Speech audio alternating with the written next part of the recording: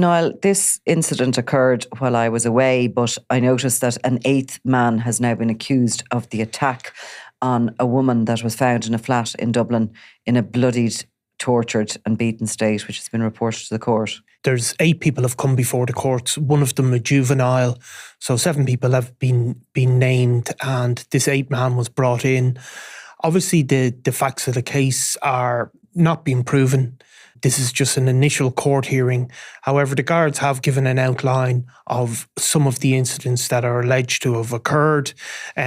According to police, the woman in question, who's a 37-year-old, was brought to an apartment in Henrietta House, in just off near Bolton Street. People might know it in the North Inner City, near the top of Bolton Street. And according to police, she was brought to the apartment where 8 attackers imprisoned and assaulted her with a range of implements, including a hatchet, blades, heated hammerheads, and other implements, including, it is alleged, there was an aerosol used which was set alight, acting as a kind of a makeshift blowtorch. The woman remains in hospital, and the men have been brought before the courts on an initial charge. And obviously we have to be very careful what we say, because they're charged. There's no, this case is still going to have to be heard in the courts. But they have been denied bail so far. Yeah, they've been denied bail. I mean, people routinely request bail at an initial stage. In this case, there was quite a lengthy proceedings on Saturday.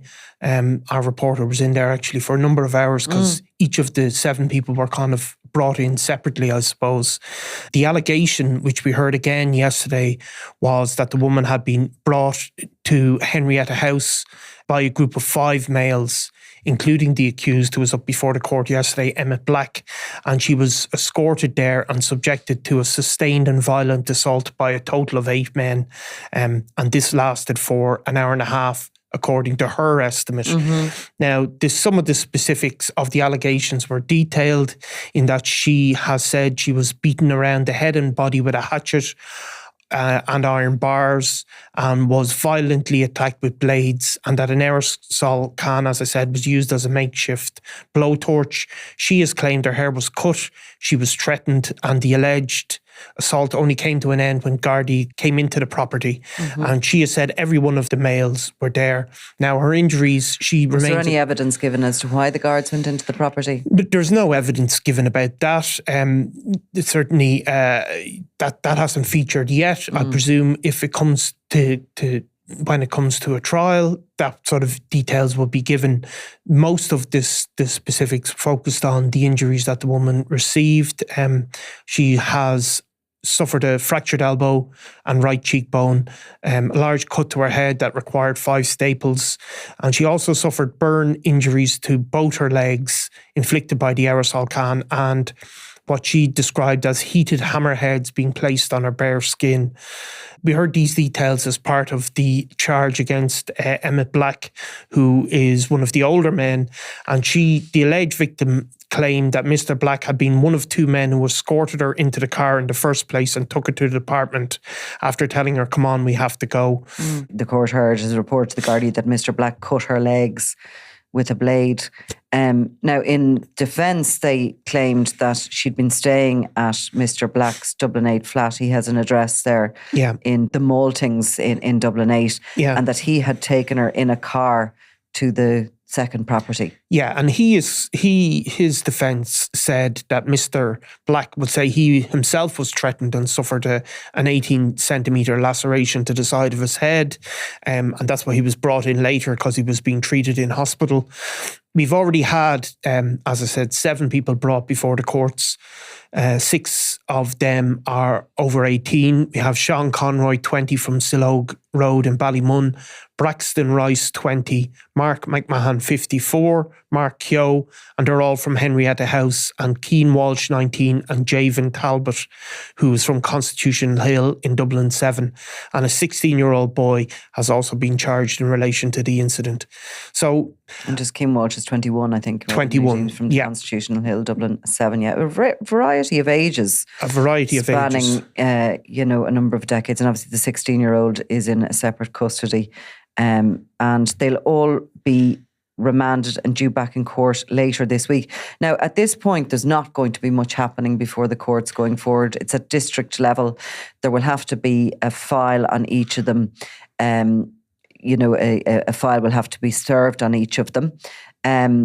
It's likely they will remain together on these charges, that they will be tried together if it goes forward to trial. Yeah. And it remains to be seen whether this will be sent up to a higher level court, because, of course, the district courts can, on conviction, can only convict, with criminal offences with sentences up to 2 years. Yeah. So if something is deemed a more serious charge, a criminal offence, they will be sent forward to the Central Criminal Court, which will take some time. And obviously then there will be pleas. And the DPP may give further directions. At this point, all men are charged with false imprisonment and assault. The DPP will analyse, I suppose, each case separately. Serve with a book of evidence, and they may give further directions, if those charges break down different ways. So a case like this is very complex, obviously. Because and it's not hugely often that you see court appearances so quickly in relation to the incident occurring, and with so many people. And obviously, by its very nature, the fact that the Gardai came upon this incident that has been alleged, it was easier to round up the suspects. Yeah, well, people were arrested at the scene, obviously. That would be a key bit of it. Often we see cases where people are arrested, maybe allowed go free, and the case is built, over time. But in this case, people were charged within the, guards, if they arrest somebody, have effectively, for most charges anyway, 24 hours to either charge you or release you. And they were brought to court within the 24-hour period. This will be a complex case. It'll certainly come before. It'll certainly take well over a year, typically. I mean, no matter what. And people, although they've been refused bail at this point, they may have further opportunities to seek bail again. There's obviously, there's a lot of people involved, so there can be different charges and different alleged roles in it. Obviously, at this point, none of the men have made a plea. There's a huge amount of interest in the story online, which is why we're just doing a short piece on it, which is all we can do at this point, because it's before the courts, but we'll continue to follow it as it goes through the courts. Yeah, I mean, it is something that people have been very interested in, and we will continue to follow it up as always, as we did this weekend. Okay, thanks, Niall. Thanks, Nicola. I'm Nicola Tallant, and you're watching Crime World, a podcast about criminals, drugs and the underworld in Ireland and across the globe. Make sure you subscribe to our channel and turn on notifications so you can be the first to watch all our latest episodes. You can also listen wherever you get your podcasts.